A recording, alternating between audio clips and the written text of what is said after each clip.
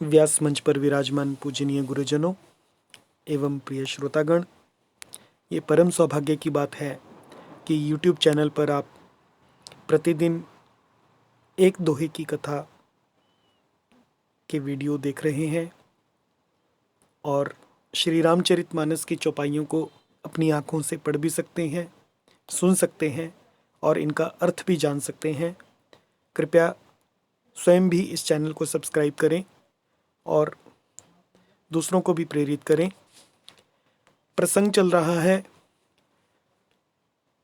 श्री राम जी का गोप भवन में माता कैकेयी के पास आना और पिता के दुख का कारण पूछना। निधरक बैठी कहई कटुबानी, सुनत कठिनता अति अकुलानी। जीभ कमान बचन सरनाना, मनहु महिप मृदु लक्ष समाना। जनु कठोर पनु धरे शरीरु, सिखई धनुष विद्या बरबीरु। सब प्रसंगु रघुपति ही सुनाई, बैठी मनहु तनु धरि निठुराई। मन मुसुकाई भानुकुल भानु, रामु सहज आनंद निधानु। बोले बचन विगत सब दूषण, मृदु मंजुल जनु बाग विभूषण। सुनिउ जननी सोई सुत बड़ भागी, जो पितु मातु बचन अनुरागी। तनय मातु पितु तोष निहारा, दुर्लभ जननी सकल संसारा। मुनिगण मिलनु विशेष बन, सब ही भांति हित मोर।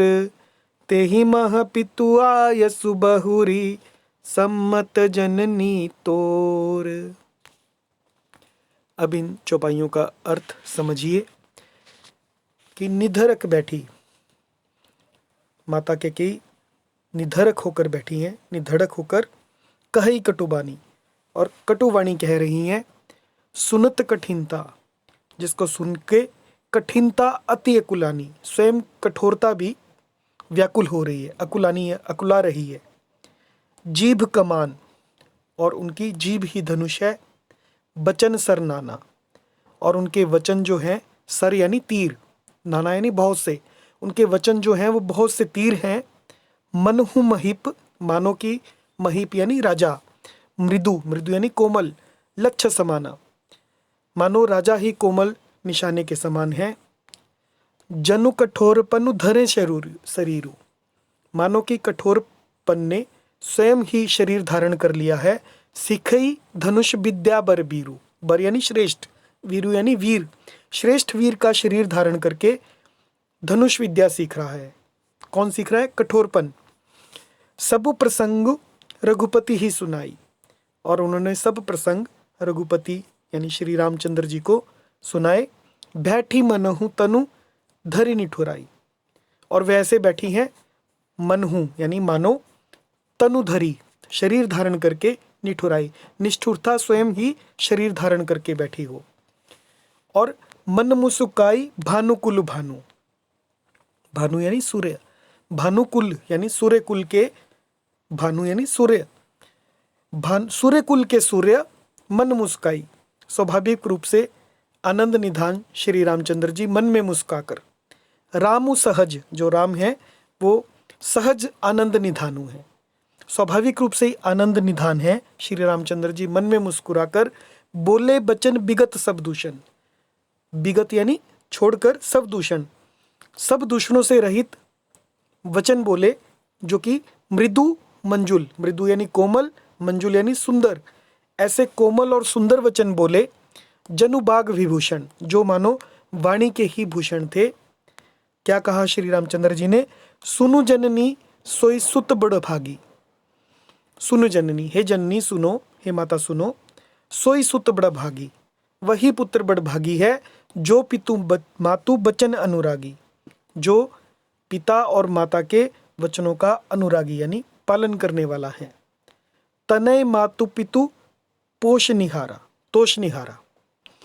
तनय यानी माता पिता को संतुष्ट करने वाला, तोष निहारा यानी संतुष्ट करने वाला। तनय यानी पुत्र। दुर्लभ जननी सकल संसारा, हे जननी, हे माता, जो सकल संसार में दुर्लभ है, सारे संसार में ऐसा पुत्र दुर्लभ है। मुनिगण मिलनु, और मैं वन में जाऊंगा तो मुनिगण से मिलना होगा। विशेष रूप से वन में विशेष रूप से मुनियों का मिलाप होगा। वन मुनिगण मिलनु विशेष खिबन, सब ही भांति हित मोर, और सब प्रकार से मेरा कल्याण है। तेहि मह पितु आयसु, और उसमें पिता की आज्ञा भी है। बहुरी सम्मत जननी तोर, और हे जननी, हे माता, आपकी सम्मति भी है, तो मेरा तो इसमें कल्याण ही है। जय सिया राम।